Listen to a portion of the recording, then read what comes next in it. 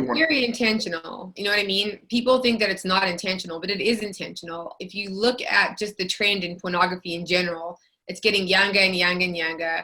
It's scenes are becoming more and more pedophilic, and so these are trends that are happening.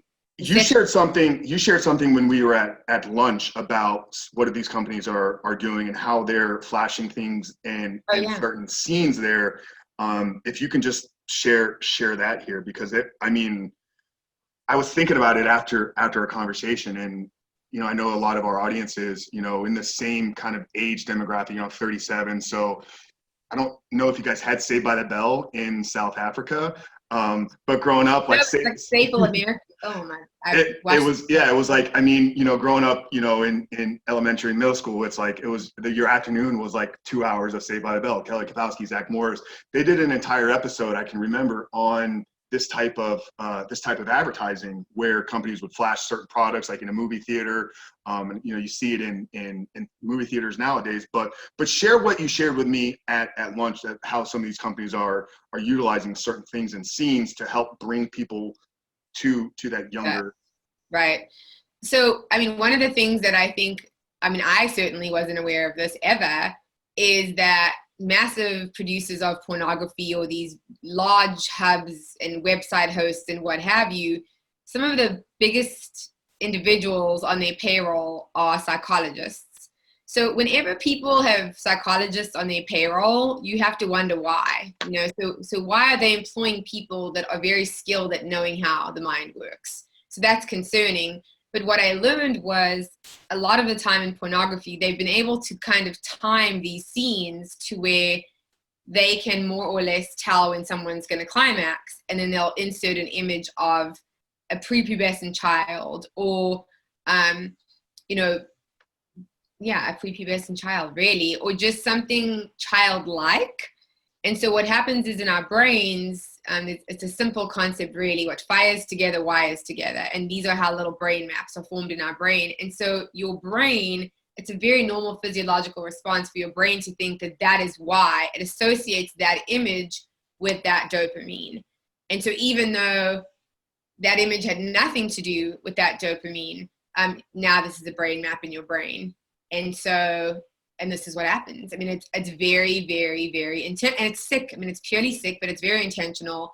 They've actually done some studies on this, if people are curious. I'm not sure if you saw, I forget the guy's name now, but the one that did the study with the mice, where they had male mice and female mice, and the female mice were, on heat or whatever, but they covered them in, I don't know if it was like rotting flesh or something absolutely putrid, where normally if you have this absolutely putrid, awful, horrible smell, male mice would run away. But because their natural and instinctual drive to mate is so high when the females were on heat, they did it anyway, despite this putrid, terrible smell that was on the females. And then they started putting this putrid, horrible smell on food and all these things. And just that one time was enough association for those little mice. One time of that. And so it's the same thing with these psychologists in porn, the producers of pornography. They know how the mind works. They know how to easily condition your mind. And it can take one time, literally one time.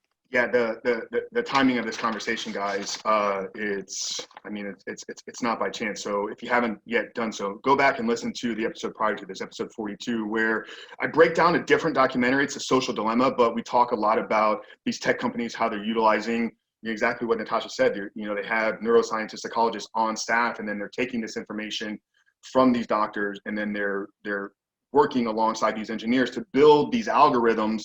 And Pornhub, they're utilizing the same type of persuasion technology that companies like Facebook, Instagram, YouTube, all these social media sites, they know what you're going to want before you even know it. So they're able to lead you down a path. And I'm just so. And that is the goal, right? The goal is to know what you want before you even want it. Well, absolutely, because nobody's paying for pornography anymore. So how are these companies actually going to make money? They're going to make money by keeping you on their site as long as possible, and that's where the advertising dollars are going to come in. So understanding, I shared this last week. Like, if you're not paying for a service, realize you're the product And I think just having a higher level of awareness of how you're being used. I mean, it's just shocking.